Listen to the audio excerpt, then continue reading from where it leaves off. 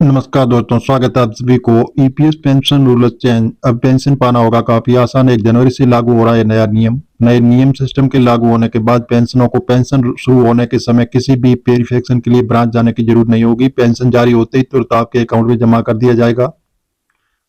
तो जी हाँ दोस्तों, जैसे प्राइवेट सेक्टर में कर्मचारियों के लिए अच्छी खबर, रिटायरमेंट के बाद उन्हें पेंशन स्कीम ईपीएस पेंशन पाना काफी आसान हो जाएगा, क्योंकि कर्मचारी भविष्य निधि संगठन ईपीएफओ की पेंशन योजना के दायरे में आने वाले पेंशनर्स अगले साल में किसी भी बैंक या उसकी ब्रांच से अपनी पेंशन ले सकेंगे। केंद्र सरकार ने इस नए बदलाव को मंजूरी दे दी। ये बदलाव 1 जनवरी 2025 से लागू होगा। केंद्र सरकार satellite pension payment system CPS से कर्मचारी पेंशन योजना ईपीएस 1995 को लेकर एक प्रस्ताव मिला था। ये प्रस्ताव किसी भी बैंक या किसी ब्रांच से पेंशन निकालने का सिस्टम लागू करने के बारे में था।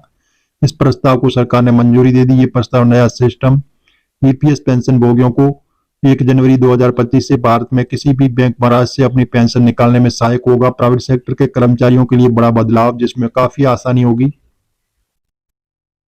इससे 78 लाख से ज्यादा पेंशनों को होगा फायदा।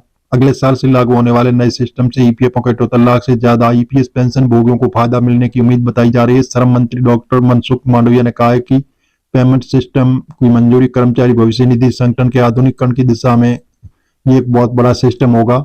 सिस्टम कैसे काम करेगा इसके बारे में आपको बता रहे हैं कि लागू होने के बाद पेंशनों को पेंशन शुरू होने के समय किसी भी वेरिफिकेशन की ब्रांच जाने की जरूरत नहीं होगी। पेंशन जारी होते ही तुरंत अकाउंट में पैसे जमा हो जाएगा।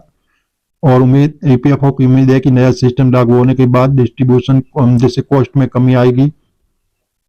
और केंद्र सरकार की पहले की जो राष्ट्रीय स्तर नेशनल लाइव पर यह सिस्टम शुरू करेगी। सिस्टम बाद किसी भी बैंक शाखा के माध्यम से पेंशन भुगतान की सुविधा प्रदान करता है। ये 1 जनवरी 2025 से शुरू की जाएगी। नया सिस्टम लागू होने के बाद पेंशन भोगियों को रिलोकेट होने या फिर बैंक स्विच करते समय अपने नंबर को ट्रांसफर करने की जरूरत नहीं होगी, जिसमें रिटायरमेंट ले चुके लोगों को काफी सुविधा हो जाएगी। एक शहर से दूसरे शहर में शिफ्ट होने और बैंक स्विच करने भी पीपीयू ट्रांसफर नहीं करना होगा। तो जी हाँ दोस्तों, इस प्रकार पीपीयू कर्मचारी भविष्य निधि ईपीएफ के तहत पेंशन को असाइन किया गया यूनिक 12 डिजिटल कोड होता है और पेंशन जारी होते ही तुरंत जमा कर दी जाएगी। वेरिफिकेशन के लिए ब्रांच को जाने की जरूरत नहीं होगी।